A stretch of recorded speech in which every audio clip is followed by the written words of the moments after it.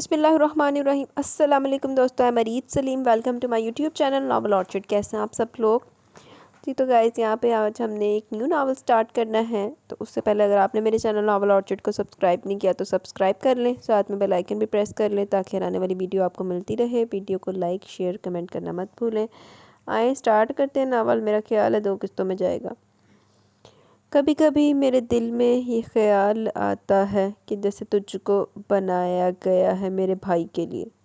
ایلیا خاصی ترنگ میں بآواز بلند گنگنائی تھی۔ یہ کیا فضول بات ہے؟ وہ جو لیدر کوٹ کی دونوں جیبوں میں ہاتھ ڈالے ایلیا سے 2 قدم آگے چل رہی تھی، ایک دم سے رک گئی۔ گھوم کر ایلیا کو گھور کے دیکھا۔ فضول بات نہیں ڈیئر، بلکہ یہ تو میری زندگی کی سب سے بڑی خواہش ہے۔ صرف میری خواہش نہیں بلکہ کسی کے لیے تو یہ زندگی اور موت کا مسئلہ ہے۔ ایلیا اس کا چہرہ بغور دیکھتے ہوئے خاصی معنی کھیری سے بولی، دیوانے کا خواب۔ وہ سر چھٹک کر آگے بڑھ گئی۔ موسم میں رچی یخبستگی نے اسے پھریری، ایسی پھریری اس کی جسم میں دڑائی کے بے ساختہ اس نے دونوں بازو اپنے سینے پر لپیٹ لیے تھے۔ دور نیلکو پہاڑوں پر بادلوں کا دھواں اتر رہا تھا۔ قسم سے ہائیکا، میری بھابھی بننے میں تمہارا اپنا ہی فائدہ ہے۔ میں تمہاری بیسٹ فرینڈ اکلوتی نند بن کر بھی بہن کی طرح رہوں گی۔ میری ماما جو تمہیں اپنی دوسری بیٹی کہتی ہیں، ان کی محبتوں کے چشموں میں تم کمی نہ دیکھو گی۔ اور رہ گیا میرا ہینڈسم اور چارمنگ بھائی، اسٹاپ اٹ ایلیا۔ اس نے بے ساختہ ایلیا کی روانی سے چلتی زبان روکی تھی۔ خوبصورت پیشانی پر ناگواری کی لہریں نمودار ہوئی تھی۔ میں تمہیں بارہا کہہ چکی ہوں کہ میرے فیوچر کا ہر فیصلہ میرے پاپا کریں گے، اس لیے تم کوئی ایسی ویسی خواہش مت پالو دل میں۔ اوکے، تو گئے شیرازی انکل تک ڈائریکٹ اپروچ کرنی ہوگی۔ وہ اوکے کر دیں تو پھر تو تمہیں کوئی اعتراض نہیں ہوگا نا؟ اس کے چہرے کو تولتی نگاہوں سے دیکھتے ہوئے ایلیا آرام سے بولی۔ ہائیکا کی نگاہوں میں فواز کا سراپا اتر آیا، جو بلا شبہ ہینڈسم اور چارمنگ تھا، مگر ظاہری سراپے سے ہٹ کر اس کا دیکھنے کا انداز اور گفتگو اس کے چہرے پر ایک دم سے سختی چھا گئی۔ وقت آنے پر دیکھا جائے گا، تم پہلے سے کوئی امید مت باندھو۔ ہائیکا اور ایلیا بہترین دوست ہونے کے ساتھ ساتھ کلاس فیلوز بھی تھی۔ ان کا کالج کا ٹرپ 4 دنوں کے لیے ناران کاکان اور دیگر شمالی علاقہ جات کی سیر کے لیے آیا ہوا تھا۔ صبح ناشتے کے بعد ہی وہ دونوں فطری خوبصورتی سے لطف اندوز ہونے کے لیے نکل پڑی، حالانکہ ان کی ٹیچرز انہیں گروپس میں آؤٹنگ کا کہہ رہی تھی۔ ایلیا اپنے موبائل کیمرے میں کھٹاکھٹ اس کی اور اپنی درجنوں تصاویر لے چکی تھی۔ ابھی جو ارغوانی پھولوں کے جھنڈ پر نظر پڑی تو اس کا بازو کھینچ کر لے گی۔ آؤ ہائیکا، ان پھولوں کے آگے ایک سیلفی لے۔ نہیں، تم لوگ کافی پکس لے چکی ہو۔ وہ اپنا بازو چھڑاتی آگے بڑھ گئی۔ سامنے منظر پر نظر پڑی تو نظریں حیران ہونے جانے والے انداز میں جم گئی۔ زیبا قدرتی حسن بکھرا پڑا تھا، مگر یہ نظارہ تو حد سے سوا تھا۔ شفاف چشمے کی تہہ میں رنگ برنگی خوبصورت مچھلیاں تیرتی پھر رہی تھی۔ وہ ایک خواب کی سی کیفیت میں آگے بڑھتی گئی۔ پانی کی سطح پر سر نکالے پتھروں پر احتیاط سے پاؤں دھرتے ہوئے وہ چشمے کے عین وسط پر پہنچ گئی تھی۔ شفاف پانی میں تیرتی مچھلیوں کو کئی بار پکڑنا چاہا، مگر وہ ہر بار اس کی مٹھی سے نکل جاتی۔ اسے اس کھیل میں لطف آنے لگا۔ کتنی دیر بیٹھی مچھلیوں کو پکڑتی اور اپنے ہاتھ سے پھسلتا دیکھتی رہی۔ اپنے موبائل کیم سے اپنی مچھلیوں کی پکس لے کر وہ اٹھ کھڑی ہوئی۔ ایلیا دور پھولوں کے کنج کے پاس ہی رہ گئی۔ چشمے کے کنارے نرم گرم گھاس اور بے شمار خوبصورت خردرو پھول اگے ہوئے تھے۔ نرم مخملی گھاس پہ پاؤں رکھتے تراوٹ کا گہرا احساس اس کے اندر تک اتر گیا تھا۔ وہ ننگے پاؤں کتنی دیر تک گھاس پر چھوٹے چھوٹے قدم اٹھاتی واک کرتی رہی تھی کہ اچانک اسے اپنے پیروں کے قریب سرسراہٹ سی محسوس ہوئی۔ اس نے جھک کر نیچے دیکھا، ایک سبز رنگ کا پتلا سا سانپ تھا جس کے پاؤں پہ کاٹ کر تیزی سے رینگتے ہوئے نکل گیا۔ اسے اپنے پاؤں پر ایک چٹکی سی محسوس ہوئی، پھر ایک دم سے وہ درد کی ایک لہر اٹھی تھی جس نے دیکھتے ہی دیکھتے اس کی ٹانگ پر پورے جسم کا احاطہ کر لیا۔ درد کی شدت سے پہلے تو دوری ہوئی، پھر ایک دم سے نرم گھاس پر گر گئی۔ چلو جی، ساپا بڑوا لیا۔ ٹیچر نے کیا بھی سی کہ انسان نہ دی بچیاں بن کے رہو اتھے، لیکن نہ جی، ہن آرام ہے۔ اس کے دوست کئی دنوں سے اسے آؤٹنگ پر نکلنے کا کہہ رہے تھے، مگر ہر بار کوئی نہ کوئی مصروفیت اس کے آڑے آ جاتی۔ کبھی زمینوں کا کوئی مسئلہ ہوتا تھا تو کبھی مزاروں کی شکایت کا ازالہ کرنے میں وقت لگ جاتا۔ ایسے میں وہ دوستوں کو کسی نہ کسی بہانے سے ٹالتا آیا تھا۔ سرمد اور شارق کراچی کے رہائشی تھے جو اکثر اس کے گاؤں شکار یا کسی اور گھر سے مدعو ہوتے رہتے۔ اس بار وہ پیسٹی سائیڈز اور ایگریکلچر کے آفس کسی کام سے کراچی آیا تو سرمد اور شارق شمالی علاقہ جات کی سیر کا ارادہ کیے بیٹھے تھے۔ چل بھئی شیری، ہر بار کوئی نہ کوئی تیرا بہانہ چل جاتا ہے، مگر اب تجھے ہمارے ساتھ ناردرن انڈیا چلنا ہی پڑے گا۔ گاؤں سے تو نکل ہی آیا، شارق نے اس کی چوڑی پشت پر زور سے دھپ لگاتے ہوئے حکمیہ انداز میں کہا تھا۔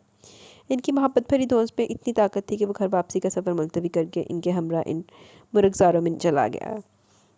گلے میں ٹیلیسکوپ ڈالے وہ ہر دلکش منظر کو اپنے موبائل کیم میں محفوظ کرتا جا رہا تھا کہ ایک دم سے سامنے دکھائی دینے والے منظر نے اسے چھٹکا کر روک دیا۔ ایک 20 سالہ حسین دوشیزہ کے چہرے پر اذیت کے آثار کافی دور سے صاف دکھائی دے رہے تھے۔ بھیج کے دیکھتے ہی دیکھتے لڑکی شدت تکلیف کے مارے دوری ہوئی پھر گر گئی۔ او خدا ہے، اسے کیا ہوا؟ تفکر سے بڑبڑاتے ہوئے اس کے قریب آیا، پھر گھٹنوں کے بل قریب بیٹھ کر بغور اس کا جائزہ لیا۔ لڑکی اچھی خاصی خوش شکل تھی، مگر بے ہوشی کی حالت میں دوری ہوئی پڑی تھی۔ بلو جینز کے اوپر کھدر کا ڈھیلا ڈھالا کرتا اور اس کے اوپر براؤن لیدر کوٹ، گلے میں سرخونی مفلر لپٹا تھا۔ اس کا دل چاہا کہ انجان لڑکی کو چھوڑ کر چل دے، مگر شخصی وقار اور تربیت اسے وہاں بیٹھے رہنے پر مجبور کر رہے تھے۔ پتہ نہیں کون ہے، فیملی کے ساتھ آئی ہے، میری طرح دوستوں کے ساتھ چل پڑی ہے، اور ایک بے ہوش کیوں ہوئی ہے؟ خود کلامی کرتے ہوئے اس نے ہائیکا کا سرتا پا پھر سے جائزہ لیا۔ سفید پاؤں سینڈل سے آزاد تھے، سینڈلز کچھ فاصلے پر پڑی تھی۔ جائزے کے دوران اس کی نگاہیں دائیں پیر پر جم گئی، پاؤں پر واضح کاٹنے کا سرخی نشان تھا۔ پتہ نہیں کس زہریلے کیڑے نے اسے کاٹا کہ یہ بے ہوش ہو گئی، یا پھر سانپ۔ ایک دم سے خدشہ اس کے ذہن میں سرسرایا تو وہ بے طرح پریشان ہو رہا۔ سنیں مس، آپ کے ساتھ کون ہے؟ وہ اس کے رخسار ہولے ہولے تھپ تھپاتے ہوئے اسے ہوش میں لانے کی کوشش کرنے لگا، پھر کوٹ کی اندرونی جیب کے ابھار نے اس کی توجہ اپنی جانب مبذول کی۔ شاید اس کے سیل سے کوئی کانٹیکٹ مل جائے۔ ابھی پاکٹ سے موبائل نکال رہی تھا کہ اسکرین پر ایلیا کالنگ سے ٹون بج اٹھی تھی۔ تو ہن آتے گیا ہوں، دیکھو ہن جتنا بھی آئی ہن چھڑ دے، تیری انٹری ہو گئی، دیکھو ہن تیری ذمہ داری بن گئی۔ ہیلو ہائیکا، تم کہاں چلی گئی ہو؟ میڈم کی کال آئی ہے، وہ ہمیں واپس بلا رہی ہیں، لنچ ٹائم ہونے والا ہے۔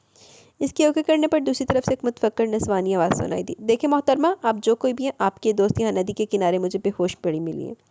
شاید انہیں کسی زہریلے کیڑے نے کاٹ لیا۔ ان کی کنڈیشن سے تو یہی اندازہ کر پایا ہوں۔ جو آپ میں وہ مفصل انداز میں مضبوطی سے گویا ہوا۔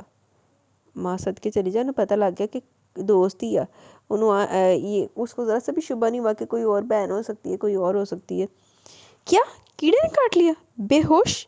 ایلیا کے تو ہاتھوں کے طوطے اڑ گئے۔ فوراً سٹاف کو لے کر مطلع گیا۔ 15 منٹ بعد 2-3 ٹیچرز اور ایلیا گرتی پڑتی ندی کنارے پہنچ گئی۔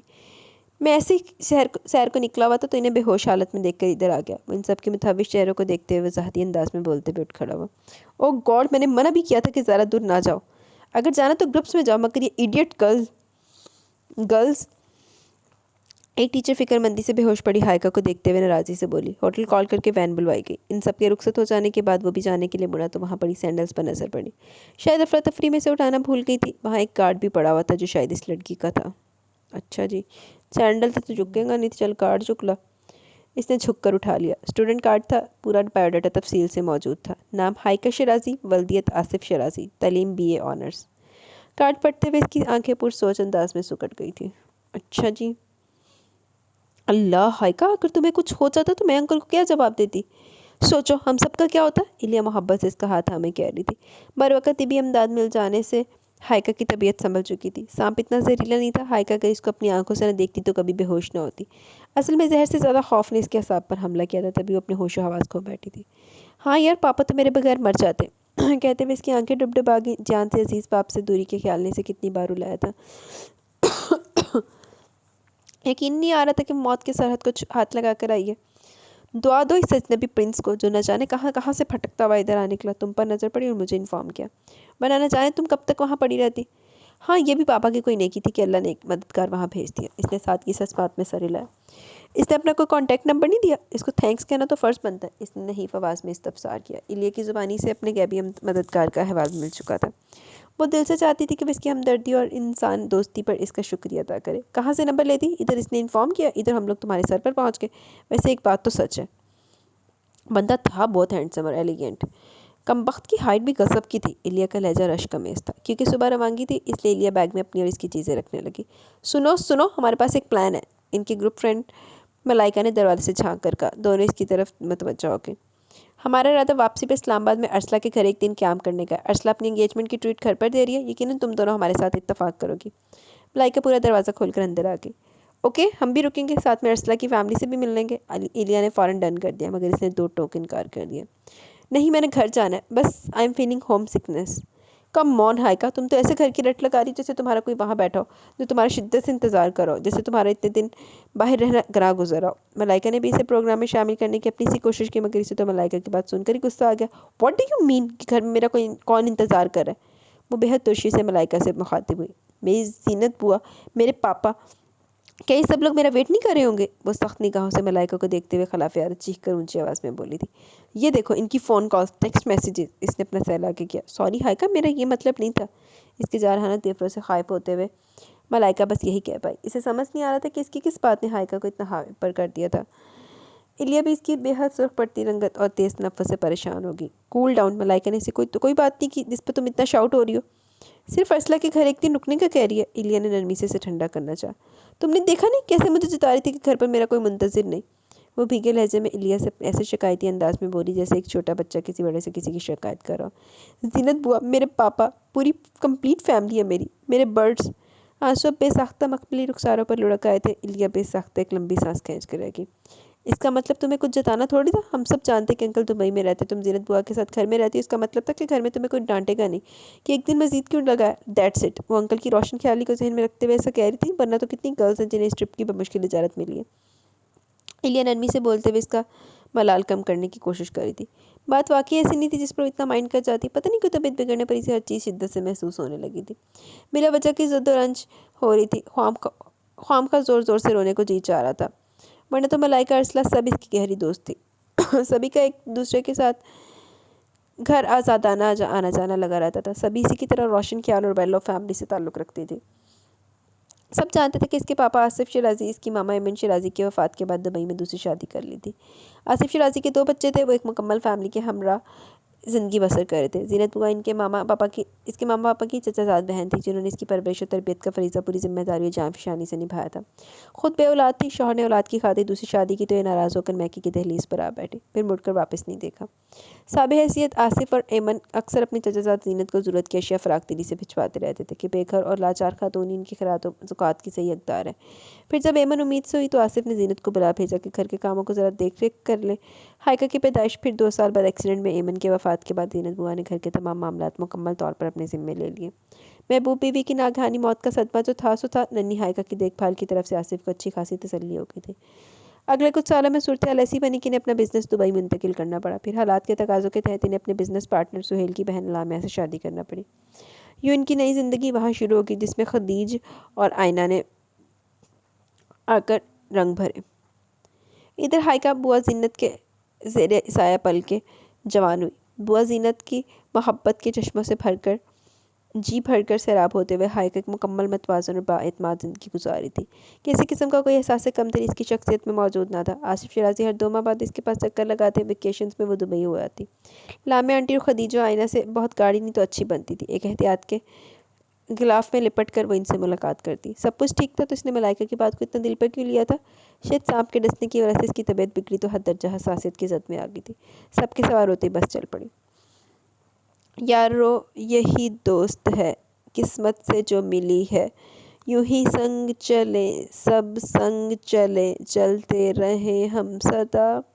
پیچھے لڑکیوں کا گروپ کورس میں حلق پھاڑ کر گا رہا تھا، الیہ بھی ان کا ساتھ دے رہی تھی۔ وہ کھڑکی کے پار تیزی سے دوڑتے بھاگتے مناظر کو دیکھتی رہی تھی۔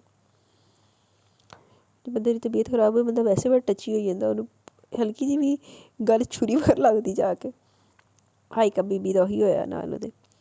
بڑی اماں آپ سنائیں، کیا حال ہے آپ کے؟ کافی کمزور لگ رہی ہیں۔ آج وہ کافی دنوں بعد بیگم مہتاب کے کمرے میں آیا تھا۔ اتنا پوچھنا غضب تھا کہ بیگم مہتاب منہ پر دوپٹہ رکھ کر پھپک پھپک کر رو پڑی۔ کیا پوچھتے ہو بیٹا، کیسی گزری ہے؟ دعا کرتی ہوں کہ زندگی کا سورج جلد از جلد غروب ہو جائے۔ ایسی قسم پرسی اور لاچاری کی زندگی ہم سے نہیں گزاری جاتی۔ کوئی پوچھنے والا نہیں ہے، کوئی پھول کر کمرے میں نہیں جھانکتا۔ مرو جیو کسی کو کوئی پرواہ نہیں، بڑی جان ہر ضرورت کے لوازے لگانا پڑتی ہیں۔ مگر کیوں؟ شاہدہ آپ کے پاس نہیں ہوتی کیا؟ وہ ان کی بات کاٹ کر حیرانی سے بولا۔ شاہدہ بیگم مہتاب کی خدمت پر معمور ملازمہ کا نام تھا۔ کہاں وہ منحوس بھی شکل نہیں دکھاتی، یہ سارا کیا دھرن و شابہ کا ہے، وہ تو چاہتی ہے کہ ابھی دم دے دوں۔ میرا بڑا وجود اس کو کانٹوں کی طرح چبھنے لگا ہے۔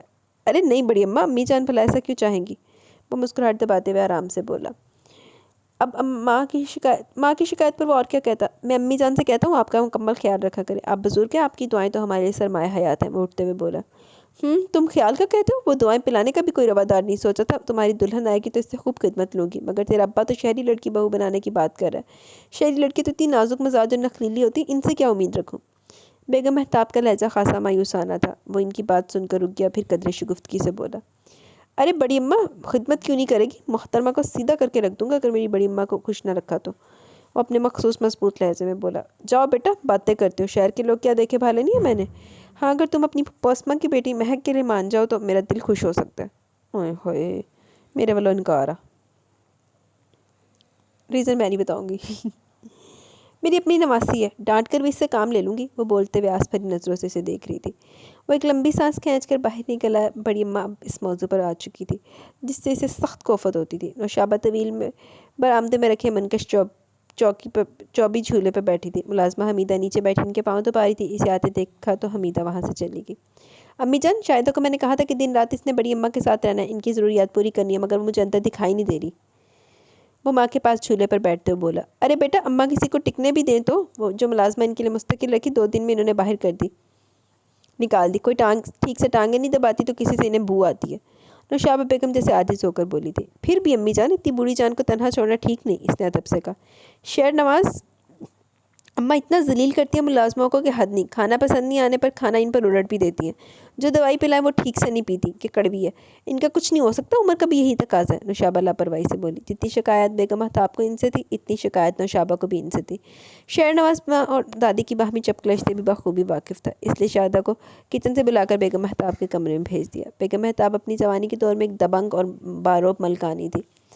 पूरे हवेली में इनका सिक्का चलता था। नौशाबा जो इस हवेली की इकलौती बहू थी, इनके इशारे आबरू पर चलती थी। गांव के शादी ब्याह और दीगर इंतहाई ज़ाती मामलात में औरतें इनसे मशावरत लेती थी। फिर वक्त गुजरने के साथ साथ इनकी सल्तनत का सूरज गुरूब होता गया। चौधरी अल्लाह नवाज मानो मट्टी तले 400 इकलौते बेटे खालिक नवाज की औलाद जवान हो गई। बहू नौशाबा ने इनकी जगह ले ली। बेटा और दोनों पोते फरमा बरदार थे, खसूसन छोटे पोते शहर नवाज थे तो इन्हें खसूसी लगाव था। शहर नवाज की कुर्बत में इन्हें तकवीत मिलती। अपने इस वजी और बावकार पोते से इन्हें ढेरों तवक्कात थी, इसलिए हर किस्म का गिला शिकवा इससे कर लिया करती थी। शहर नवाज एक ज़ीरक और फ़हीम नौजवान था। इसके ज़हन रसा ने समझ लिया कि बेगम महताब बदले हुए वक्त से समझौता नहीं कर पा रही, तभी तो इन्हें हर एक से शिकायत रहती थी। वो इनकी शिकायत दूर करने का तरीका सोच रहा था। ओ नहीं होनी तो जो मर्जी कर ला। रात 1 बजे कॉलेज बस ने इसे घर के गेट पर ड्रॉप किया था। बंगले की निस्बतियाँ बुझ चुकी थी। मुलाजमीन अपने अपने क्वार्टर्स में जा चुके थे। सिर्फ जीनत बुआ इसके इंतज़ार में जाग रही थी। इसे देखते ही उठकर इसे अपने बाजू में समेट लिया और सभी पेशानी चूम ली थी। ओके बुआ, सुबह तफसील से बात होगी, मुझे इस वक्त सख्त नींद आ रही है। वो नरमी से कहती ऊपर अपने बेडरूम में आ गई। लंबे सफ़र, थकावट और ख़राबी तबीयत की बिना पर अपने बेड पर इसे टूट कर नींद आई थी। अगले दिन 11 बजे के करीब इसकी आंख खुली तो तबीयत की गिरानी में कदरे कमी महसूस हुई। फ़ौरन उठकर शावर लिया और कफ की हद तक फ्रेश होकर नीचे आ गई। बेटा, आप नाश्ता तो नहीं करेंगी? दोपहर का खाना बन रहा है, थोड़ी देर बाद लंच कर लीजिएगा। जीनत बुआ कब में आकर पूछ रही थी। जी बुआ, फ्रेश एप्पल जूस ला दीजिए, बस अब डट के लंच करूँगी, कई दिनों बाद घर का खाना खाऊँगी। इसने कदरे मुड़कर अदब से जवाब दिया। जीनत बुआ ने लंच पर इसकी तमाम फेवरेट डिशेस बनवाई थी। इन्हें पहले की निस्बत कमज़ोर लगी, इसका इजहार इन्होंने कर भी दिया। जी बुआ, मौसम में फ़र्क था ना, इसलिए तबीयत ज़रा अपसट रही। शाम काटने वाली बात में गोल कर दी कि माता बुआ परेशान ना हो। मैं दुआ करती थी बिटिया जल्दी लौटा, मुझे तो खाली घर काट खाने को दौड़ा था। हर चीज़ एकदम से सूनी सूनी और वीरान लग रही थी। बुआ इसके नरम गीले बालों में हाथ फेरते हुए मोहब्बत से बोल रही थी। बुआ, अगर आप इतनी तन्हाई फील करी थी तो बाय गॉड आइंदा मैं आपको छोड़कर कहीं नहीं जाऊंगी। वो मोहब्बत से इनके कंधे पर सर टकाते हुए बोली। नहीं बेटा, ये मुमकिन नहीं कि मैं और आप सदा एक साथ रहें। हमारा बिछड़ना तो तय है, बेटी को एक न एक दिन तो अपने घर जाना ही होता है। जीनत बुआ गहरी आसियत से बोल रही थी। खुदा ना ख्वास्ता हम क्यों बिछड़े, आपका और मेरा साथ तो सारी ज़िंदगी का है। जो भी मुझसे शादी करेगा इसे यहाँ इस घर में आकर रहना पड़ेगा। मेरी बुआ पीछे अकेली क्यों रहे? मेरी तरह इन्हें इज़्ज़त और मोहब्बत देनी होगी। वो ठोस लहजे में अपने इरादे जाहिर कर रही थी। मोहब्बत और इज़्ज़त तक तो ठीक है, मगर ये घर दामाद बनाने वाली बात ज़रा पसंद नहीं आई। बुआ कतरे शगुफ्ता अंदाज में मुस्कुराते हुए बोली। क्यों पसंद नहीं आई? मेरी फ्रेंड रबिया की बड़ी बहन का हस्बैंड इनके घर आकर रहता है। मगर बेटा, ये कोई अच्छी बात है क्या? रबिया का बहनोई छड़ा छांट, बिन माँ बाप का बच्चा, और इधर रबिया और रफ़िया 2 बहनें, ना कोई भाई ना रिश्तेदार, ज़्यादा रिश्ते। आराम से दामाद बेटा बन गया, मगर हमारी हाइका रानी का राजा ना तो छड़ा छांट है ना कोई। पूरी एक हवेली में ख़ानदान बसता है, माँ बाप, बहन, भाई, भाभी, बुआ। वो झटके से सीधी हो बैठी। संजीदगी से बुआ के चेहरे के तासुरात देखे कहीं कोई मजाक का शायबा न था। इसके चेहरे के उजलात एकदम से तन गए। आप क्या कह रही हैं?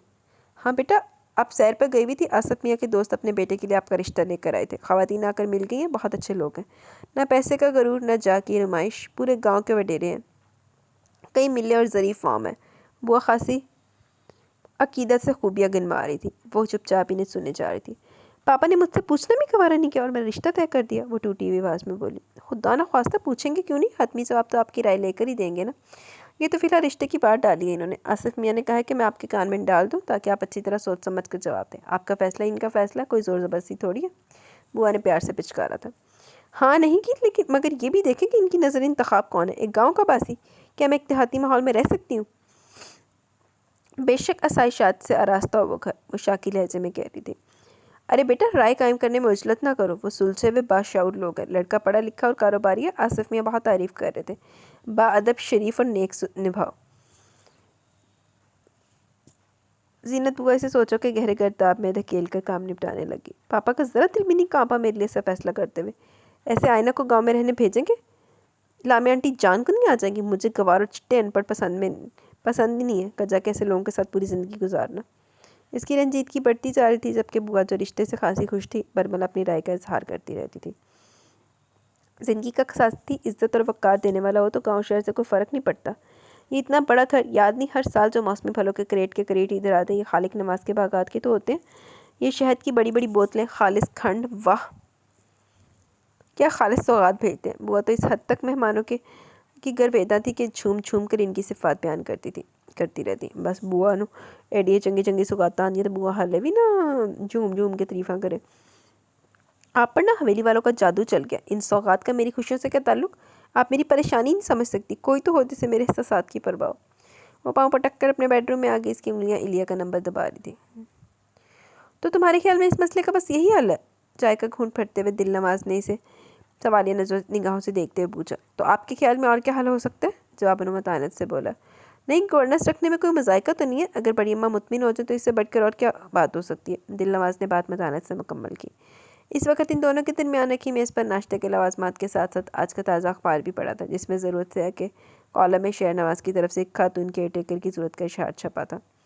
اشتہار: ایسی خاتون جو حویلی آ کر بیگم مہتاب کی تمام ضروریات کا خیال رکھنے کے ساتھ ساتھ ہمہ وقت ان کے ساتھ رہے۔ تنخواہ اور دیگر مراد کا تفصیل سے ذکر موجود تھا۔ دیکھیں بھائی، بڑی اماں اب عمر کے اس دور میں موجود ہے کہ انہیں ہر دم ایک غمگسار اور صابر و متحمل ساتھی کی ضرورت ہے۔ ان کا چڑچڑا پن، جذباتی و غصیلا انداز ان کی عمر کی دین ہے۔ یہاں حویلی میں کوئی بھی ان کے احساسات کو سمجھنے پہ یا تو تیار نہیں یا کسی کے پاس ٹائم نہیں۔ امیر بھابھی اپنے اپنے کاموں میں مصروف اور ملازموں کو بڑی اماں کسی نہ کسی بات پر بھگا دیتی ہیں۔ اب کل کا دن ہی دیکھ لیں، سارا دن نہ کوئی میڈیسن لی نہ کھانا کھائی، یہاں تک کہ ابو نے آ کر 100 منتوں سے کھانا کھلایا۔ پراٹھا، قیمہ یخنی اور بوائل ایگ ناشتے کے تمام لوازمات سے مکمل انصاف کرتے ہوئے دل نواز کو صورتحال سے آگاہ کر رہا تھا۔ کوئی چیز رہت نہیں کہ جڑی تو ناشتے وچ نہ لیتی ہوئے۔ دل نواز نے اس کی تمام باتوں کے جواب میں انکارا بھرا۔ اس کی بیوی ماہین باقی بڑی اماں کے کمرے میں جھانکتی نہیں تھی، کیونکہ وہ ان دنوں امید سے تھی۔ ہر آئے دن شہر اس کے چیک اپ کے لیے خاطر چکر لگتے رہتے تھے۔ صرف خوبصورتی نہیں، پیسہ بھی تو نزاکت دیتا ہے۔ ابھی ڈلیوری میں کافی وقت پڑا تھا، مگر ماہین سارا وقت بستر پر دراز ہو کر ہی گزارتی تھی۔ ایک مستقل ملازمہ، ہمہ وقت خدمت پر کمر بستہ، ضروریات کی ہر شے کمرے میں موجود۔ بیٹے مہر نواز کے لیے بھی ایک الگ سے ملازمہ وقف تھی۔ سو ایسی نازک طبیعت کی حامل خوبصورت اور من چاہی بیوی کو دل نواز کیوں کر کہہ سکتا تھا کہ وہ جا کر اس کی دادی کے پاس بھی بیٹھ کر 2 4 باتیں کر اور سن لیا کرے۔ تنخواہ میں نے کافی پرکشش رکھی ہے، انشاءاللہ کوئی نہ کوئی امیدوار آ ہی جائے گی۔ چائے کا کپ لبوں پر لگاتے ہوئے شہر نواز نے کہا اور پھر فرنٹ پیج سامنے پھیلا لیا۔ دیکھنے کیڑی امیدوار آندی۔ میراب ہمدانی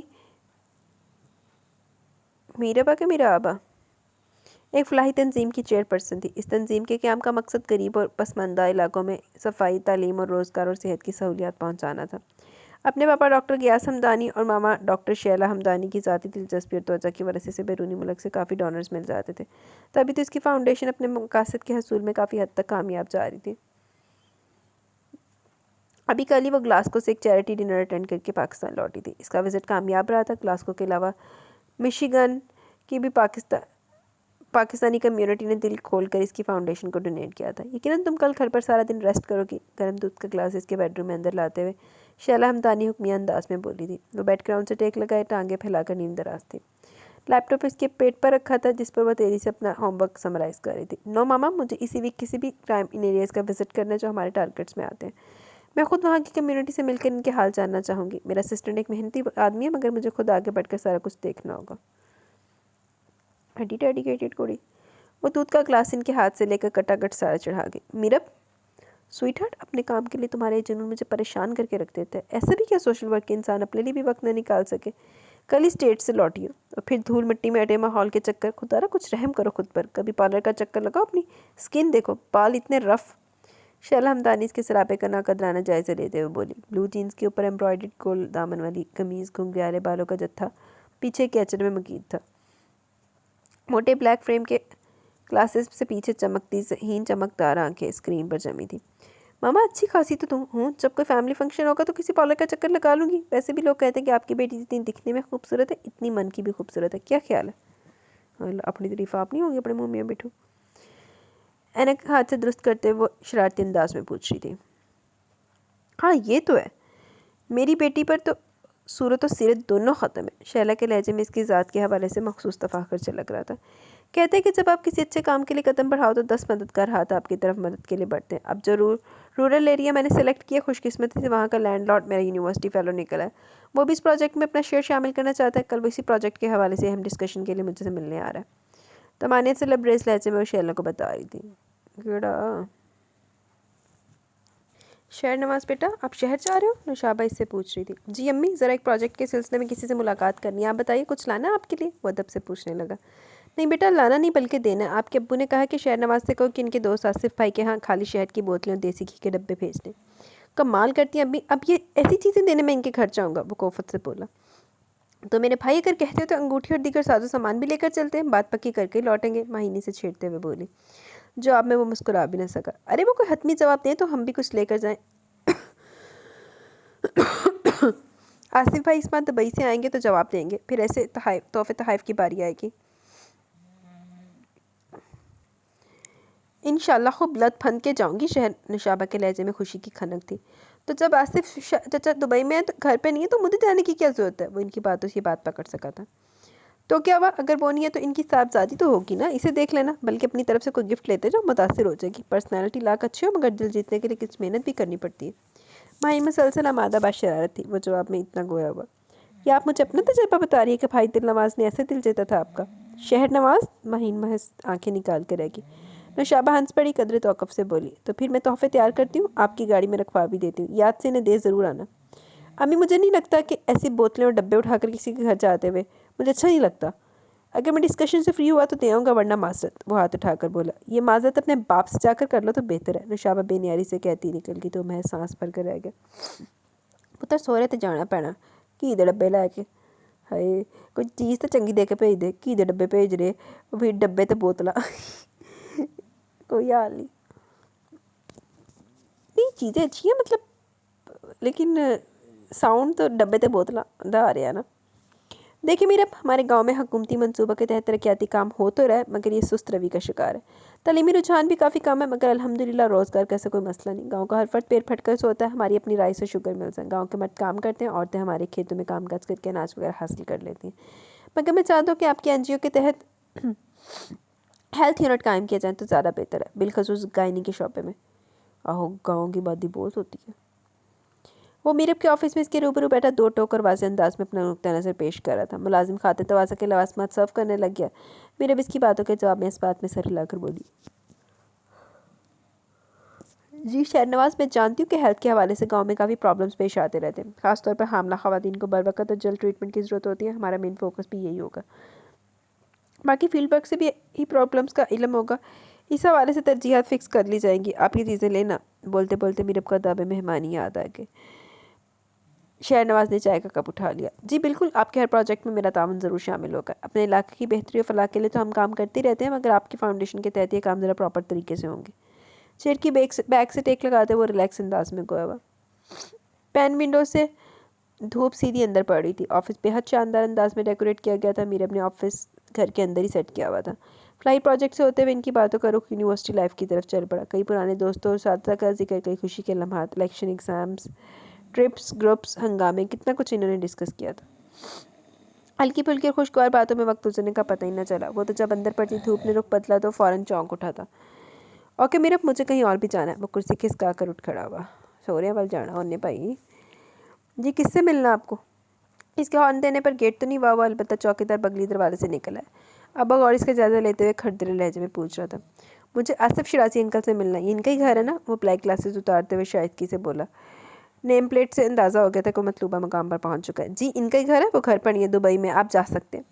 गुल मोहम्मद ने साफ रखाई से जवाब दिया क्योंकि साहब का ये हुक्म था कि इनकी गैर मौजूदगी में किसी अनजान वर्द या गाड़ी को अंदर आने दिया जाए, सिवाय हायका बीबी की दोस्त इलिया बीबी की गाड़ी के, क्योंकि सभी जानते थे कि आसिफ शराजी बाहर मुकीम और घर में हायका और बुआ जीनत दो तनहा ख़वातीन है।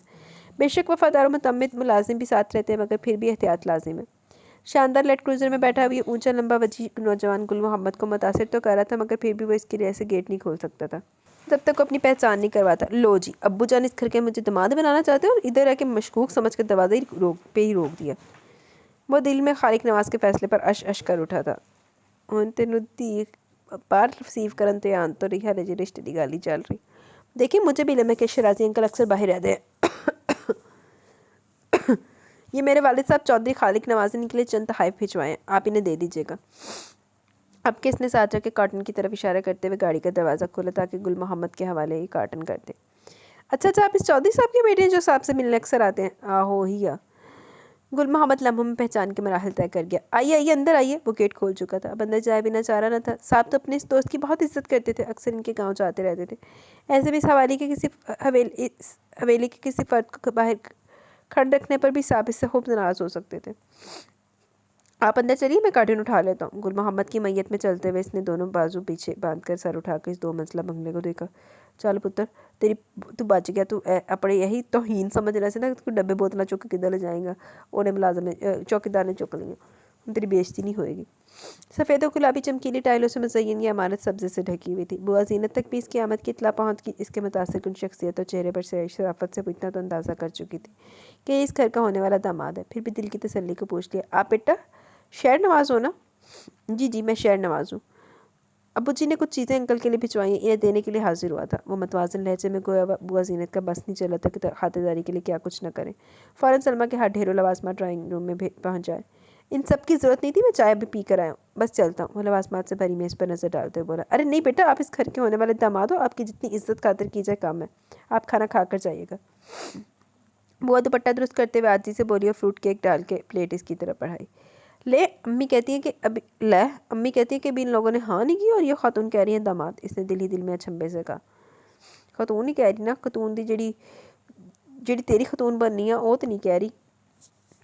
ویسے وہ شرازی ہاؤس میں داخل ہوتے ایک شگفتہ سے احساس میں گھر گیا تھا۔ اس کے محسوسات میں ایک دم سے تبدیلی آئی۔ اس نے گردن گھما کر ڈرائنگ روم کا جائزہ لیا، کہیں سے بھی وہ دکھائی نہ دی جس کی ایک جھلک دیکھنے کی چاہ پڑے چپکے سے اس کے من کے ایک کونے میں آ کر بیٹھ گئی تھی۔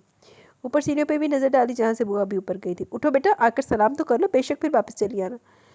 اوپر بوا ہائیکا کی منت سماجت کر رہی تھی، مگر اس پہ کوئی اثر ہی نہیں ہو رہا تھا۔ ہنوز اونتی لیٹی ٹی وی پر کوئی کارٹون مووی دیکھنے میں مگن تھی۔ کیا کہیں گے وہ، پہلے چکر میں اتنی عزت افزائی تو آگے کیا ہوگا، بوا اب قدرے خفگی سے کہہ رہی تھی، مگر ادھر کوئی اثر نہ ہوا۔ اوف بوا، جب میں نے وہاں شادی نہیں کری تو موصوف سے ملنے نہ ملنے سے کیا فرق پڑتا ہے؟ اچھا ہے نہیں ملوں گی تو سمجھ جائے گا کہ ہمارا کیا ارادہ ہے۔ سکرین پر نظر جمائے 2 ٹوک انداز میں بولی تھی۔ بوا کچھ دیر تو اس کے سر پر کھڑی خاموشی سے دیکھتی رہی، پھر ایک تھکی ہری سانس کھینچ کر نیچے آ گئی۔ فاتحہ پڑھ کے ہوتے تھے کہ جا مگر اللہ خسمان کا میں جلی تھلے۔ اوکے میں پھر چلتا ہوں۔ وہ اٹھ کھڑا ہوا، نہ جانے اس بزرگ خاتون کا چہرہ اس سے پہلے کی نسبت بجھا ہوا کیوں محسوس ہو رہا تھا۔ اوپر یہ کچھ لانے تو گئی تھی کہ جاتے وقت ان کے قدموں کی پھٹتی لبوں پر پھیلی دھیمی دھیمی مسکان، اور اب شرمندہ بجھا ہوا پسماندہ انداز، جیسے کوئی خالی ہاتھ آ کھڑا ہو۔ اس کے نکتہ رس ذہن نے فوراً بوا زینت کے چہرے سے کافی کچھ اخذ کر لیا۔ آپ کھانا کھا کر جاتے تو ہمیں خوشی ہوتی، بوا کمزور آواز میں بولی۔ جی نہیں، دیر ہو رہی ہے، مجھے گھر بھی پہنچنا ہے۔ گاڑی میں بیٹھتے ہوئے بلا ارادہ اس کی نظر اوپری منزل کی طرف گئی۔ کسی دریچے پر کوئی رنگین آنچل نہ لہرایا تھا۔ وہ سر جھٹک کر گاڑی باہر لے کر آ گیا۔ انہیں نہیں نظر آنا، چلا جا بھائی، دیہاتی ہو نا، بس آپ کے نزدیک صرف یہی وجہ اعتراض ہے؟ سینہ پر بازو باندھے آصف شیرازی سے بے حد سنجیدگی سے پوچھے تھے۔ گلاسز سے پیچھے آنکھیں اس کا بغور جائزہ لے رہی تھی۔ وہ کل ہی پاکستان پہنچے تھے، ہمیشہ کی طرح اس کے بوا کے لیے لامے کے خریدے کے گفٹس حوالے کیے اور آج اسے جواب لینے کی خاطر اپنے بیڈ روم میں بلا لیا۔ پاپا یہ اعتراض کیا کوئی کم ہے؟ اس نے کافی دیر سے جھکا ہوا سر اوپر اٹھائے حیرانی سے دیکھا۔ دیکھو بیٹا، کسی انسان کو پسند ناپسند کرنے کی وجہ اس کا کردار، اخلاق اور عادات ہوتی ہے، نہ کہ اس کا ماحول جس میں وہ رہتا ہے۔ اچھے برے لوگ ہر جگہ ہر کہیں پائے جاتے ہیں، چاہے وہ دیہات ہو یا شہر۔ گاؤں میں جہالت فرسودہ رسمیں ہیں تو وہاں انسان دوستی، محبت اور اخوت کی بلا مثالیں ہیں۔ آپ شہروں کی مادہ و جاب پرستی نہ لو، بے حد مشینی انداز زندگی کو نظر انداز کرو، صرف شہر والوں کی تعلیم اور وقت کو اہمیت دینے کی کوالٹی پر نظر رکھو، اور ادھر گاؤں کے پسماندہ ماحول کو ایک طرف رکھ کر ان کی باہمی محبت و یکانگت اور رشتوں سے والہانہ لگاؤ اپناؤ۔ دونوں طرف سے اچھی چیزیں لو اور بری چیزیں نظر انداز کر دو، سمپل۔ مگر پاپا، ہماری ایک ٹیچر مہناز کی شادی ایک ولیجر سے ہوئی تھی، اس ولیجر نے انہیں مار پیٹ کر ڈائیورس دے دیا، برہان کا شکایتی انداز میں بولی۔ آصف شیرازی جیسے اس کی معصومیت پر مسکرا اٹھے۔ تو میری جان، یہی چیز تو میں آپ کو سمجھا رہا ہوں، لوگ برے ہوتے ہیں، ان کا طرز زندگی یا ماحول نہیں۔ اب میری خالہ زاد بھائی मेरे खालाजाद भाई सुहेल ने अपनी अच्छी खासी पढ़ी लिखी खूबसूरत बीवी को बेबुनियाद शकूक की बुनियाद पर डाइवोर्स दे दी कि इसके किसी और कज़न के साथ करीबी मरासिम है। अब सुहेल जिसका गल्फ में इतना बड़ा बिजनेस है, इसे नापसंदीदा फैसला करते हुए ना अपने 3 बच्चों का ख्याल है और ना अपने बूढ़े चचा चच्ची का, जिनकी बेटी को वो दाग लगा चुका है। सुहेल की जहानत और काबिलियत की एक कारोबारी दुनिया जानती और मानती है, मगर घरेलू मामलात में बेहद शक्की और कान का कच्चा मर्द साबित हुआ। आसिफ शराजी हमवारो मतवाजन लहजे में बोल रहे थे। वो मुसलसल खामोश बैठी बस उंगलियां मरोड़ रही थी। शहनवाज अपनी आदत और किरदार की वजह से मुझे तो अच्छा लगा। इसमें वो सारी क्वालिटीज़ मौजूद है जो मैं अपने दामाद में देखना चाहता हूँ। मेहनती, बादशाह और बड़ों का एहतराम करने वाला और नेक निभाव। लेकिन फिर भी अगर आप रजामंद नहीं हैं तो मैं आपको फोर्स नहीं करूँगा। लामा भी अपने काफ़ी सारे कजन्स के लिए प्रपोजल्स मेरे सामने रखती रहती है। ये नहीं तो ऑप्शंस और भी बहुत हैं, सारे के सारे educated, well settled. Excuse me. Asif के सेल पर कॉल आ रही थी। इन्होंने सेल फ़ोन कान पर लगा लिया। वो खामोशी से उठकर अंदर आ गई थी। इलिया अपनी खालाजाद बहन की शादी में पिंडी गई हुई थी। जाते हुए इससे बहुत कहा कि वो भी चले, मगर हाइका ने जाने से साफ इनकार कर दिया। इसके शब रोज़ बेहद बेकैफ और पसमर्दा गुजर रहे थे। ना किसी काम में जी लगता और ना ही अब तक कोई काम ठीक तरह से इससे हो पाया था। खुरपी लेकर एक दिन पौधों की गोडी की, मगर जल्दी उकता कर माली को वापस करती। अपने बेडरूम की सेटिंग भी सलमा के साथ मिलकर बदलनी थी। जहन सारा वक्त आसिफ शराजी की कई बातों को दोहराता रहता था। अगर इस वडेरे का प्रपोजल रिजेक्ट हो जाता तो लाजमी तौर पर लामे की फैमिली आसिफ शराजी की मंजूर नजर बनती, और इसका दिल लामे की फैमिली के लिए कायल भी नहीं हो पा रहा था। दुबई में जब भी आसिफ शराजी के ससुराल से इसकी मुलाकात हुई तो लामे की आंटियाँ और कजन्स बेहद फॉर्मल और खुश्क अंदाज में इससे मिली थी। ना कोई गर्म जोशी, न दिलचस्पी का इजहार। ऐसे मूडी और मकरूर लोगों को क्यों पसंद करती वो? ऐसे सर्द और रूखे फीके ससुराली पापा को मुबारक हो, मुझे कतई मंजूर नहीं। इसके दिल ने कतियत से फैसला सुना दिया, मगर पापा को इसने कोई तो जवाब देना था। न लामे की फैमिली और ना ये गाँव के लोग। फिर ये फवाज बचता है। नहीं, हरगिज़ नहीं। फवाज से शादी करने से बेहतर मैं सारी जिंदगी कवारी रह जाऊँ। वो अपनी सोच पे डर गई। फवाज तो इसकी निगाहों को अच्छा नहीं लगता था। भला दिल को कैसे अच्छा लगता? वो तो इलिया की वजह से इसका लिहाज कर लेती थी, वरना इसकी शौक निगाहों जुमानी बातों पर खूब इससे दो हाथ कर लेती। आयका बेटा, आपसे एक बात करनी है। लॉन में फरवरी की दम तोड़ती दोपहर को महसूस करते हुए अपनी सोचों में गलता बैठी थी कि बुआ जीनत इसके पास आकर बोली, मेरी मामूजाद बहन सकीना के मियाँ का इंतकाल हो गया। इसे ताज़ियत को जाना है। मैं चाहती हूँ कि इनकी तरफ हो। No problem. क्या क्या है बुआ? तो प्रॉब्लम क्या है बुआ? आप चली जाएं, पहले भी तो जाती रहती हैं। इसने आराम से ने जवाब दिया। आप शायद भूल रही हैं, आपको घर में अकेला छोड़कर मैं कभी कहीं नहीं गई। हमेशा अपने रिश्तेदारों के पास इन दिनों जाती हूँ जब आप दुबई जाती हैं, या सिर्फ मैं यहाँ आपके पास मौजूद होते हैं। कभी आपको अकेला छोड़कर कहीं नहीं गई। तो वो अब आप चली जाएं, मैं कोई छोटी बच्ची तो नहीं हूँ कि मुझे अकेला छोड़ा नहीं जा सकता। वो मुस्कुरा कर बोली, बेटा फिक्र तो यही कि आप अच्छी नहीं हो, एक जवान लड़की हो जिसे इतने बड़े घर में नौकरों के आश्रय पर हरगिज़ नहीं छोड़ सकती। तो आप मुझसे क्या चाहती हैं? सिर्फ ये बताएं। वो इनकी सारी बातें खामोशी से सुनती बिलाकर जीत चौकर बोली, मैं चाहती हूँ आप मेरे साथ गाँव चलें। वहाँ सबसे मिलकर आपको खुशी होगी, मैं भी सबसे मिल लूँगी और फिक्र भी ख़त्म हो जाएगी। बुआ ने अपनी तरफ से बेहतरीन आइडिया दी, जिसे इसने फ़ौरन रद्द कर दिया। नहीं बुआ, मैं कहीं नहीं जा सकती। अगर जाना हो तो तीलिया के साथ इसकी कदम की शादी पर ना चली जाती। मेरा मूड नहीं बन रहा। हाँ बेटा, ये भी आपको देहाती ज़िंदगी वैसे भी खास पसंद नहीं। बुआ का अंदाज कदर यासियत ज़दा था। इसने झट इनके हाथ थाम लिए। बाखुदा ऐसी कोई बात नहीं। आपके सारे रिश्तेदार मेरे माँ पापा के भी तो रिश्तेदार हैं। इन्हें नापसंद करने का सवाल ही नहीं होता। मैं इनकार तो अपने मूड की वजह से कर रही हूँ। वो सफाई देने के से अंदाज में बोली। इसे न जाने क्यों महसूस हुआ कि बुआ इसके साथ जाने से इनकार को माइंड कर रही है। कोई बात नहीं बेटा, मैं आपको मजबूर तो नहीं कर रही। मोहब्बत से देखते हुए बुआ ने इसके चेहरे को बगौर देखा। बाकी इसके चेहरे की मखसूस ताजगी मकफूत थी। इस वक्त आंखों के गिर्द हल्के हल्के हल्के भी नुमाया हो रहे थे। पूरे वजूद पर एक सुस्ती और पसमर्दगी साफ देखी जा सकती थी। जब से आसिफ शराजी वापस दुबई गए थे, दिलो दिमाग की कश्मकश ने इसकी जिस्मानी सेहत को भी खासा मुतासर किया था। मैं इस वक्त आज़ाद और बेफिक्र होकर खूब घूमूं फिरूंगी। जब मेरी बेटी अपने घर की हो जाएगी, फिर मेरे शाने भी हल्के हो जाएंगे और नींद भी पुरसकून आएगी। ना तो कहीं जाने से कोई मसला होगा, ना पीछे की कोई फिक्र होगी। बुआ के लफज से खुलूस और मोहब्बत टपक रही थी। ऐसी बात आसिफ शराजी ने जाते हुए से की थी। हाइका, आप जल्द से जल्द कोई फैसला कर लो। मैं आपके पर से सुबकदोश होना चाहता हूँ। आपकी ग्रेजुएशन मुकम्मल हो चुकी है। अब मज़ीद ताख़िर मुनासिब नहीं, क्योंकि बिज़नेस में कभी मैं इतना इन्वॉल्व होता हूँ कि मंथली बाकायदगी से मेरा आना नहीं हो सकता। कोई ना कोई मसरूफ़ियत आड़े आ जाती है, मगर मसरूफ़ियत के बावजूद भी हरदम आपका ख्याल और एहसास मेरे साथ होता है। जब मेरी बेटी अपने घर की हो जाएगी तो इस एहसास में फ़िक्रमंदी की वजह तमानियत और खुशी होगी।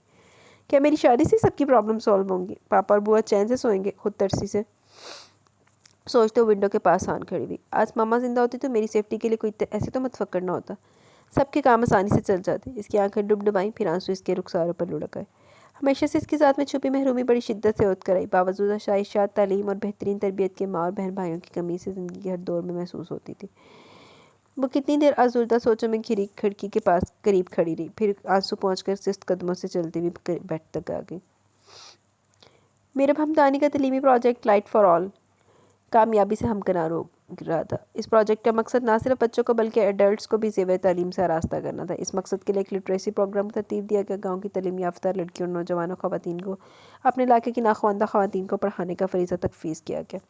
اس کام کے عوض ان کے لیے ایک معقول معاوضہ مقرر کیا گیا۔ شہر نواز کے لیے اپنے علاقے کے لوگوں کی بیداری اور شعور بہت خوشی کا باعث تھے۔ وہ دل سے میرا ہمدانی کی ان کاوشوں کا ممنون تھا۔ آپ کی تنظیم میرے لیے اس لیے بھی قابل تعریف ہے کہ باقی این جی اوز کی طرح آپ نے صرف عورتوں کے مسائل کو فوکس نہیں کیا، نہ ہی ان کے گھریلو تنازعات کو ہائی لائٹ کر کے میڈیا پر لے آئیں، بلکہ خاموش مددگار کی طرح ہر بچے، بوڑھے، ضرورت مند نوجوان کو ان کی استعداد و صلاحیت کے مطابق ترقی کے مواقع فراہم کر رہی ہیں۔ میرے کے پہلو میں چلتے ہوئے شہر نواز نے توصیفی انداز میں کہہ رہا تھا۔ وہ دونوں آج فارم ہاؤس میں آئے ہوئے تھے۔ دو رویہ پھلوں کے درختوں کے بیچ سرخ پختہ روش پر دونوں چھوٹے چھوٹے قدم اٹھاتے پروجیکٹ کو ڈسکس کر رہے تھے۔ روش کے دونوں طرف گھاس کے سرسبز میدان تھے جن میں نرم نرم سرخ و سفید خرگوش دوڑتے پھر رہے تھے۔ دور استبل میں موجود گھوڑوں کے ہنہنانے کی آواز صاف آ رہی تھی۔ تحت نظر سبزہ و پھول نظر آ رہے تھے۔ چلتے چلتے وہ مصنوعی ندی کے پل پر چڑھ گئے۔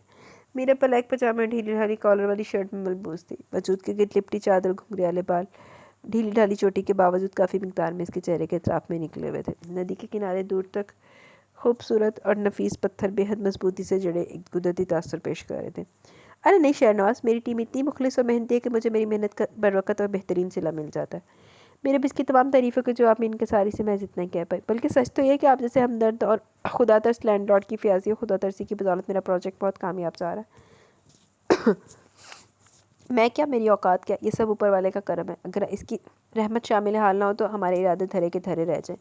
وہ پھولوں سے مہکی فضا میں سانس کھینچتے ہوئے بولا، خیر چلیں حویلی چلتے ہیں، آج کا ڈنر آپ کا ڈنر پر ویٹ ہو رہا ہے۔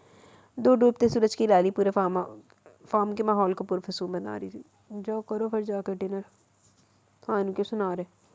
الٹی سیدھی پراگندہ سوچوں کی وجہ سے وہ رات ٹھیک سے طرح سے سو نہیں پائی۔ مما کی یاد، پاپا کی باتیں اور موجودہ صورتحال پر غور کرتے کرتے اس کی طبیعت بوجھل پن کا شکار ہوگی۔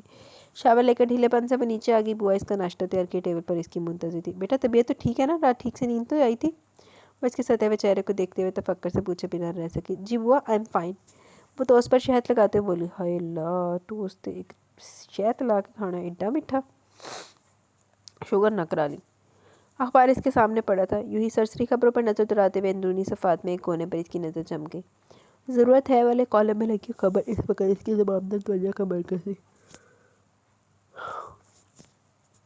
مدعا صاف الفاظ میں لکھا ہوا تھا جو بخوبی اس کی سمجھ میں آ گیا تھا، اور ایڈریس تو اتنا مانوس اور جانا پہچانا تھا کہ کسی قسم کے شبے کی گنجائش ہی نہ تھی۔ ماں صدقے جھنجھٹ اور ناپیوں تھے۔ چند منٹوں میں بیٹھے بیٹھے اس نے ایک پلان ترتیب لے ڈالا۔ نابی ہونٹوں پہ بے اختیار ایک مسکراہٹ درائی۔ یس، یہ ہوئی نا بات، اب ہوں گے میرے سب پرابلمس حل اور ساری الجھنیں دور۔ بہت پرجوش انداز میں بآواز بلند بولی، پھر تیزی سے اٹھ کر پین ڈھونڈا اور خبر کے گرد دائرہ لگا لیا۔ ساتھ ہی بوا کو زور زور سے آواز دینے لگی، بوا بوا ادھر آئیں پلیز۔ اس کی آواز میں اتنا جوش اور بے ساختگی تھی کہ جن مصروف عمل بوا زین بوا افتاؤ خزاں بھاگتی ہوئے گی۔ جی بٹیا رانی، خیریت؟ بوا آپ کہہ رہی تھی کہ آپ کو اپنے کسی رشتہ دار کے یہاں جانا ہے، تو بس آپ کل سے اپنے گاؤں جانے کی تیاری پکڑیں، کیونکہ میں بھی ایلیا کے ساتھ جا رہی ہوں۔ اس کی کزن کی شادی پر پنڈی جا رہی ہوں۔ پر بیٹا آصف میاں کیا کہیں گی؟ بوا تذبذب سے بولی۔ ارے بوا پاپا کی آپ فکر نہ کریں، میں نے ان سے پرمیشن لے لی ہے۔ ایلیا میری بہنوں کی طرح خود میرے ساتھ دبئی جا چکی ہے، تو مجھے بھی اس کے رشتہ داروں کے یہاں جانے کی اجازت ہے۔ وہ ان کے کندھوں پر ہاتھ رکھتے ہوئے مکمل اطمینان سے بولی۔ کمال ہے، خود مجھ سے کہتے ہیں کہ ان کی بیٹی کو ایک منٹ کے لیے بھی آنکھ سے اوجھل نہ کروں، اور اب ہے کہ اتنی دور انجان لوگوں میں جانے کی اجازت دے دی۔ آصف میاں کی تو مجھے اب تک سمجھ نہیں آ سکی۔ بوا حیرت اور الجھن میں گھری بآواز بلند بولتے ہوئے کچن کی طرف چلی گئی۔ ناشتہ وہیں کا وہیں دھرا رہ گیا۔ وہ دو سینیاں پھلانگتی اپنے بیڈ روم میں آ گئی۔ اس کی رگوں میں دوڑتے خون کے ساتھ ہر لمحہ جوش کی آمیزش بڑھتی جا رہی تھی۔ جھٹکے سے وارڈروب کھولی، نظر کے سامنے ایک سے بڑھ کر ایک خوبصورت، اسٹائلش اور مہنگے ملبوسات ہینگ کیے ہوئے تھے۔ ان میں سے کوئی بھی اس وقت اسے اچھا نہیں لگ رہا تھا۔ بلا کر کافی دیر تک تلاش بچار کے بعد 3-4 شلوار سوٹ سے ملے کہ جس کے کافی بڑے بڑے دوپٹے تھے۔ یہ جوڑے اس نے خود نہیں لیے تھے کیونکہ اس کا ذوق ایسا نہیں تھا کہ ڈھیلے ڈھالے شلوار قمیض پر بڑا سا دوپٹہ لیتی۔ یہ جوڑے تو بوا زینت جب کبھی اپنے گاؤں سے رشتہ داروں کے گھروں سے واپس آتی تو ان کے ہمراہ ہوتے تھے، جو بطور تحفہ ان کے پرخلوص اور محبت کرنے والے رشتہ دار ان کے لیے بھیجتے تھے۔ اصلی مربت اور محبت سے مجبور ہو کر بوا یہ جوڑے بہت شوق اور چاؤ سے وصول تو کر لیتی، پھر اپنے روم میں آ کر الماری کے نچلے خانے میں ڈال دیتی۔ کھول کر دیکھنے کی زحمت ہی نہ کرتی تھی۔ آج یہی جوڑے اس کے کام آ رہے تھے۔ چلی بی بی دادی دے نال متھا لاؤن واسطے۔ چند کپڑوں اور ضروریات کی چیزوں پر مشتمل چھوٹا سا بیگ اس نے جلدی تیار کر لیا۔ بوا بھی خوشی خوشی جانے کی تیاری میں لگی ہوئی تھی۔ اپنے خونی رشتوں سے ملنے کا خیال انہیں بے پایہ مسرت میں مبتلا کر رہا تھا۔ ادھر پہلی پہل پر آصف شرازی نے اس کی کال ریسیو کر لی. پاپا ہمیں کالج سے آف مل گیا, رزلٹ میں کافی وقت پڑا ہے. ہم دوستوں عریشہ علیہ وغیرہ نے پلان کیا کہ ہم ٹیکسلا ہڑپا وغیرہ جیسے کلچر ان ہیریٹیج مقامات کا وزٹ کریں تاکہ رتابہ کا ثقافتی ورثہ پر ایک تھیسس مکمل کرنے کا ارادہ ہے. کیونکہ وہ رتابہ کا ایک ثقافتی ورثہ پر ایک تھیسس مکمل کرنے کا ارادہ ہے. پھر میں ان کو جوائن کر سکتی ہوں نا؟ مکمل اعتماد سے بولتے ہوئے آخر میں اس نے بے حد معصومانہ انداز میں اجازت چاہی تھی. Why not my daughter, studies tips کے لیے آپ کو کبھی منع نہیں کیا میں نے, بس بوا زینت سے پوچھ لیں. آصف شرازی نے ہمیشہ کی طرح اپنی اجازت کو بوا کی رضامندی سے مشروط کی تھی. پاپا بوا گاؤں اپنے رشتہ داروں کے یہاں جا رہی ہیں, وہ پہلے میری وجہ سے نہیں جا سکتی تھی, پروگرام ڈن ہونے کے بعد ان کی بھی تیاری ہو چکی ہے, so don't worry about her. اس کا ہوم ورک مکمل تھا, سو بنا کسی گھبراہٹ کے بڑے اطمینان دلاتے ہوئے بولی, okay beta enjoy your self, پھر ملتے ہیں آپ کے واپس آتے. بےحد سکون سے اس نے موبائل آف کیا اور بیگ کے اندر کپڑے کے نیچے رکھ دیا. اپنی 20 سالہ زندگی میں پہلی بار پبلک ٹرانسپورٹ کے ذریعے سفر کری تھی. بس کھچا کھچ بھری ہوئی تھی, سیٹیں پر پور ہونے کی وجہ سے باقی مادہ مسافر درمیان میں چھت سے لگے راڈ کو پکڑے سفر طے کر رہے تھے. شہر کی حد تک تو ٹھیک ہی رہا. دیہاتی مضافات میں داخل ہوتے کچے اور ٹیڑھے میڑھے راستوں کی وجہ سے بس جھٹکا کھاتی تو قطار میں کھڑے مسافر بے سخت آگے پیچھے گرنے پر مجبور ہو جاتے. انہیں میں ایک بڑی بڑی مونچھوں والا بےہودہ آدمی جھٹکا لگنے پر خوام کا اوور ایکٹ کرتے ہوئے تقریباً گرنے کے انداز میں اس سے آ لگتا تھا. غصے کے مارے کھولتے ہوئے اس کا جی چاہ رہا تھا کہ وہ طلاق سے ایک تھپڑ اس جاہل کے منہ پر دے مارے جو سارے رستے سے پریشان کرتا ہے. کبھی اپنی سرخ آنکھوں سے گھورتے ہوئے بلا وجہ مسکرانے لگتا تو کبھی سیٹ کی بیک پر یوں آ کر گرتا جیسے اسے زوردار جھٹکا لگا. ہائیکر نے اپنا چہرہ کالی چادر سے مکمل ڈھانپ رکھا تھا, مگر اس کی براؤن خوبصورت آنکھیں یقیناً اس آدمی کو اس جسارت پر اکسا رہی تھی. راستے میں کئی بار اس کا جی چاہا کہ اپنے پلان پر لعنت بھیجتے ہوئے اپنے واپس گھر کی راہ لے کے. ایک طرف تو اس بدتمیز انسان نے اس کا ضبط آزما رکھا تھا, دوسری طرف ناہموار راستوں کی وجہ سے لگتے جھٹکا کھٹارا بس کے جھٹکوں نے اس کا انجر پنجر ہلا کے رکھ دیا تھا. اس طرح تو ہوتا پھر اس طرح کے کاموں میں. او گاڈ, پاکستان میں لوگ ایسے بھی سفر کرتے ہیں. بے ساختہ سے اپنے ساتھ ساتھ دوسرے مسافروں پر بھی ترس آیا جو اس کے برعکس مکمل پرسکون حالت میں سفر کر رہے تھے. تنگ ناکافی نشستیں, کان پھاڑتا سرائکی میوزک. کرائے کے سلسلے میں کسی عورت سے الجھتا کنڈکٹر اسے اپنی بلیک کلٹس یاد آئی جس میں بے حد آرام سے سفر کرتی تھی. اس کی سپر لگژری کار کی اس کی تمام دوستوں میں بے حد دھوم تھی. خدا خدا کر کے سفر تمام وہ بیگ کو مضبوطی سے تھامے نیچے آ گئی. حویلی کی طرف جانے کے لیے اس نے ایک رکشہ ہائر کر لیا. دم توڑتی سا پیر شام کو گود میں سر رکھنے کی تیاری کر رہی تھی. مغرب کی طرف عازم سفر سورج کی زردی کچے راستوں کی دھول میں مدغم ہو کر سارے منظر کو مٹیالہ سا زرد بنا رہی تھی. رکشہ کھیتوں کے پیچھے بھی جھٹکے کھاتے ہوئے چل رہا تھا. کسان مرد اور عورتیں اپنے گھاس کے گٹھر باندھتے ہوئے بیل گاڑیوں پر لاد رہے تھے. کچھ عورتیں زمین سے تازہ نکالی ہوئی مولی اور شلجم کے ڈھیر کو شفاف پانی کے کھالے میں دھوتی جا رہی تھی. ان سب کی گھر واپسی کا سمے ہو رہا تھا. یہ ساری زمینیں جی چودھری خالق نواز اور ان کے بیٹوں کی ہیں جی. بڑے پیاز لوگ ہیں, یہ حاریوں کا حق بالکل نہیں مارتے. رکشے والے نے اسے ایک دم سے مخاطب کیا. خاص طور پر چودھری صاحب کا چھوٹا بیٹا شیر نواز چودھری بڑا اخلاقی اور ہمدرد ہے. غریبوں کے دکھ سکھ میں بڑا کام آتا ہے. ویسے جی آپ ان کی حویلی کس لیے جا رہی ہیں؟ بولتے بولتے رکشہ ڈرائیور کی طرف سے اچانک یہ تکلفانہ سوال ہے. وہ بے ساختہ گڑبڑا اٹھی, پھر سنبھل کے قدرے رکھائی سے جواب دیا. چودھری خالق نواز ہمارے رشتہ دار, تم اپنا کرایہ بتاؤ. واہ جی, وڈے چودھری صاحب کے رشتہ دار اور میرے رکشے پر سفر. ان کے رشتہ دار تو جی بڑی بڑی گاڑیوں میں آتے ہیں. رکشے والے کی دھیمی استضائی آواز اس تک صاف پہنچی. یقیناً وہ اس کی غلط بیانی کو سمجھ چکا تھا. اس کا دل کرارا سے جواب دینے کو چاہا مگر ضبط کے نیچے اتر گئی. یا تو کرارا جواب دلاتی یا تو پھر اپنا جڑا اپنا اواتار وہ کیا ہے گیٹ اپ برقرار رکھ لو. پھر وہ تیز تیز قدم اٹھاتی حویلی کے بیرونی احاطے میں داخل ہو چکی تھی. سنو لڑکی, تمہیں بڑی اماں کی دیکھ ریکھ کے لیے منتخب کیا گیا. تم ہر وقت ان کے ساتھ رہو گی. ان کے کھانے پینے, ادویات, ضروری ہوائج ان کی تم ذمہ دار ہوگی. بدلے میں تمہیں اچھا کپڑا, کھانا اور تنخواہ ملے گی. اشتہار تو تم پڑھ کر ہی آئی ہوگی نا. قیمتی جوڑے بھاری بھرکم زیورات پہنے تحکمانہ انداز میں اس سے بولنے والی یقیناً نشابہ بیگم ہی تھی جو اس وقت لاؤنج میں صوفے پر کرو فرش سے براجمان تھی. جی بیگم صاحبہ, میں سمجھ گئی. مجھے اپنی نوکری کی نوعیت کا علم ہے. سر جھکا کر اس نے ادب سے جواب دیا, ورنہ تو نشابہ کا تحکمانہ اور دبنگ انداز سے خاصا گناہ لگ رہا تھا. ویسے لکڑی تو کنواری ہو, ایسی کیا مجبوری تھی کہ ماں باپ نے میلوں دور ملازمہ بننے بھیج دیا؟ اب کیا نوشابہ نے اس کے دھان پان سراپے کو جانچتی نظروں سے دیکھتے ہوئے خاصے مشکوک انداز میں پوچھا. جی میرے ابا فوت ہو چکے ہیں. ماں لوگوں کے گھروں میں کام کرتی ہے. 8 بہن بھائی ہیں.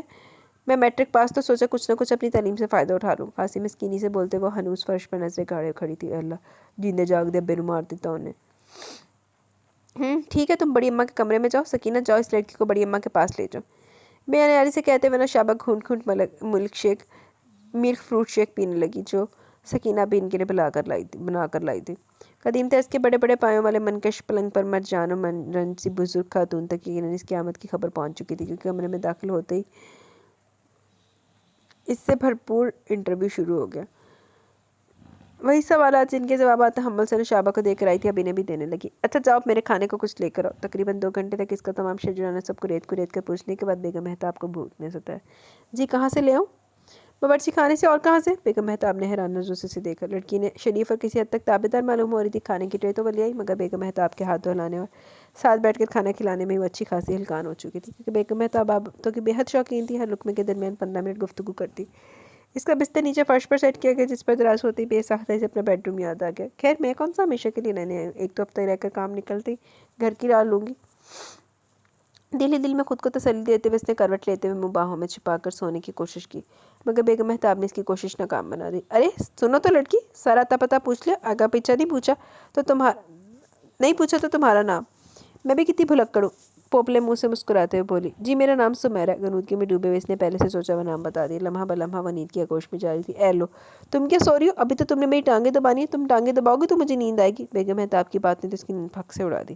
جی تو وہ نوکرن نیند میں ڈولتے ہوئے بیڈ پر چڑھ کر بیٹھ گئی۔ سارے دن کی تھکن کا مارا ٹوٹا دکھتا جسم، بدن نرم آرام دہ بستر پر ٹوٹ کر نیند لینے کو جی چاہ رہا تھا، مگر کہاں؟ چلو ہائیکا اب لو ایڈونچر کے مزے۔ صحیح گالنا دل ہی دل میں خود کو کوستے ہوئے مندی آنکھوں سے بیگم مہتاب کی پتلی پتلی ٹانگیں مرے مرے ہاتھوں سے دبانے لگی۔ بیگم مہتاب اپنے وقت گزشتہ کو دہرا رہی تھی، جوانی، خوبصورتی، تختہ رتبہ، روب و تمکنت۔ تم اندازہ نہیں کر سکتی کہ گاؤں کی عورتیں اپنے بچوں کو باہم رشتہ کرتے وقت مجھ سے مشورہ لازمی لیتی تھی، اور یہ میری بہو نشابہ اسے تو سلام تک کرنا نہیں گوارا کرتی تھی۔ بڑی بڑی جمائی لیتے ہوئے ان کی باتیں سن رہی تھی۔ لڑکی مجھے لگتا ہے کہ تم بھی شاہدہ کی طرح نیند کی رسی ہو، تم میری باتیں توجہ سے نہیں سن رہی ہو۔ اس کی طرف سے مسلسل خاموشی پہ انہوں نے اسے ڈپٹ دیا۔ جی بڑی بیگم صاحبہ مجھے نیند آ رہی ہے، سارے دن کے سفر کی تھکی ہوئی ہوں نا، اس لیے اب سوتی ہوں تو کل آپ سے ڈھیر ساری باتیں کروں گی۔ انتہائی لجاجت سے کہتی ہوں پلنگ سے نیچے ہوتا ہے۔ تم انتہائی نکمی اور سست ہو، تمہیں بھی شیر نواز سے کہہ کر چلتا کرتی ہوں۔ اس کی نیند میں ڈوبے ہوئے ذہن نے بیگم مہتاب کی غصے بھری بڑبڑاہٹ سنی تھی۔ جی تو گائز یہاں پہ ہماری ایپیسوڈ اپنے اختتام کو پہنچی۔ کیسی لگی آپ کو ایپیسوڈ؟ اپنی رائے کا ضرور اظہار کیجیے گا۔ ناول کا فرسٹ پارٹ آج ہم نے پڑھا تھا، کل انشاءاللہ میرا خیال ہے لاسٹ ہوئے گا، تو کیسا لگا آپ کو؟ اپنی رائے کا ضرور اظہار کیجیے گا۔ ابھی کمنٹ سیشن کی طرف چلتے ہیں، دین ویڈیو کو اینڈ کریں گے۔ مانو ڈول امیزنگ ناول، بہت مزہ آیا اس ناول میں، تھینک یو۔ سمیرا ارشد اچھا ناول تھا، تھینک یو، ویلکم۔ عمران علی وعلیکم السلام، الحمدللہ میں ٹھیک ہوں، آپ کیسی ہیں؟ اللہ آپ کو ہمیشہ خوش رکھے اور اللہ آپ کو اور ہر بیٹی کے نصیب اچھے کرے، آمین ثم آمین۔ بہت شکریہ، جزاک اللہ۔ ناول بہت اچھا ہے لیکن ہیرو کچھ زیادہ ہی ظالم نہیں؟ میں نے پہلے ہی دن جب آپ نے لنک دیا تھا میں نے تبھی سبسکرائب کر لیا تھا، لیکن ابھی رمضان میں اتنا ٹائم نہیں ملتا، اس لیے بھی ادھر کوئی سٹوری نہیں سنی۔ یقیناً ادھر بھی زبردست سٹوری ہوگی۔ آپ کو اپنے دوسرے چینل پر بہت مبارک، تھینک یو ویری مچ۔ آپ نے تبھی سبسکرائب کر لیا تھا اور تھینک یو ویری مچ، خیر مبارک۔ وہ آپ سب کا بھی چینل ہے، کوئی نہیں، رمضان کے بعد آپ ادھر چلے جائیے گا۔ اب تو ایک لاسٹ اشرا ہی رہ گیا، رمضان بھی جانے والے ہیں، تو آپ تب ادھر چلے جائیے گا۔ لیکن آپ ادھر بھی اب بہت کم آتی ہیں، پہلے آپ ریگولر تھی، ابھی آپ کافی دنوں کے بعد آتی ہیں۔ اللہ ہم سب کو اپنے حفظ و امان میں رکھے، آمین ثم آمین۔ اللہ پاک ہر طرف خیر خیریت رکھے، خیر خیریت سے عید لے کے آئے۔ بشریٰ گلزار بہت مزے کا ناول تھا یار، تھینک یو۔ علی عیسیٰ جی وعلیکم السلام، yes the story end in a very good note and story is really very nice, thanks for reading for us, please share more stories like this with lot of regard, take care, اللہ حافظ۔ جی انشاءاللہ میں ضرور share کروں گی اس طرح کی مزید سٹوریز جو مجھے اچھی لگیں گی، جو مجھے ملیں گی۔ ویلکم۔ سائرہ ریاض وعلیکم السلام، الحمدللہ میں ٹھیک ہوں، آپ کیسی ہیں سائرہ؟ اچھا ناول ہے، پہلے غلط فہمی اینڈ شک کی بنیاد پر مارو پٹو پھر ٹھیک ہو جائے، ویسے شاید اس طرح سچی محبت ملتی ہے، اللہ جانے کس طرح ملتی ہے، لیکن معافی ادھا شیٹی نہیں مل رہی، لیکن ہمارا معاشرہ ہی ایسا ہے، کیا کر سکتے ہیں۔ شیلو love the novel, your way of reading makes it interesting, you have a beautiful voice, these type of positive novels and stories, thank you very much dear, thanks a lot for liking and loving. سیر اقبال اچھا and ہے، thank you. Huda Shafiq زبردست novel, thank you very much. Chocolate lover وعلیکم السلام، please upload long road police officer hero based novel, انشاءاللہ کریں گے۔ میں نے جو ڈاؤن لوڈ کر کے رکھے ہیں اس میں کافی زیادہ روڈ اور پولیس ہیرو والے آئے ہیں، تو وہ کروں گی۔ Umar ji very nice voice, thank you very much. Malik Saba وعلیکم السلام ورحمۃ اللہ وبرکاتہ. ایپی بہت انٹرسٹنگ تھی، ناول کافی انٹرسٹنگ تھا. بیچاری مشال کی مشکلات میں مزید اضافہ ہی ہوا آخری قسط تک. جب التمش کی ماں مانی تب یہ وجدان لانتی انسان وہ پھر آ گیا مشال سے ملنے. بس مشال دی بھی نہ دکھانے کی تو کہانی شروع ہوئی تھی لینڈ دلی قسط سے مکی ہے. ویسے مشال کو پہلے سے بتا دینا چاہیے تھا التمش کو جب اس نے پوچھا تھا اس سے، لیکن تب مشال نے نہیں بتایا. مشال کیسے بتاتی؟ التمش نے اس کو اپنے یہ بھروسہ دیا تھا، اپنا اعتماد دیا تھا کہ مشال اس کو کچھ بھی بتاتی. انسان اس کو تب بھی کسی کو کچھ بتاتا ہے نا جب اس کو پتہ ہے کہ اگلے بندے کو میں بتاؤں گا تو اسے مجھے پہ ٹرسٹ کرنا ہے. جب لاسٹ ٹائم اس نے اس کو وجدان کے ساتھ دیکھا تھا تو انہوں نے ساڑ دی، اس کا کندھا جلا دیا تھا، اس حد تک وہ حیوانیت پہ اترا تھا. پھر مشال کس طرح بتاتی اس کو؟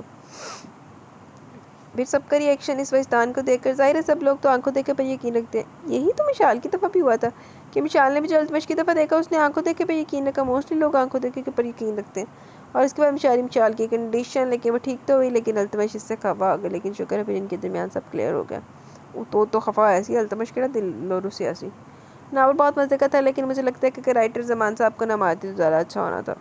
آہو یہ تو ہے، بٹ ایسے بھی سٹوری انٹرسٹنگ تھی. اللہ تعالیٰ آپ کو ہمیشہ خوش رکھیں، آمین ثم آمین. بہت شکریہ، جزاک اللہ. جی تو گائز یہاں پہ کمنٹ سیشن اختتام کو پہنچا. کیسا لگا آپ کو آج کا ناول؟ آپ ہی رائے کروں ہار کیجیے گا. نیند آ گئی بڑی پیڑی.